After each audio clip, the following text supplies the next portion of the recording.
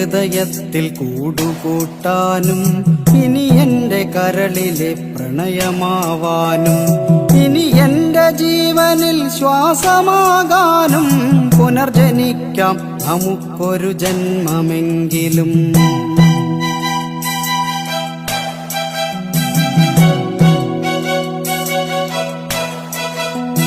ഗതി മാറിയൊഴുകുന്ന നിള പോലെ നമ്മൾ ഈ ജന്മം വഴി പിരിഞ്ഞൊഴുകിയകലുമ്പോൾ പ്രാണനിൽ പ്രണയവും മിഴികളിൽ നോവുമായി കണ്ണീർ കയത്തിൽ നാം വിധിയെ പഴിക്കുന്നു.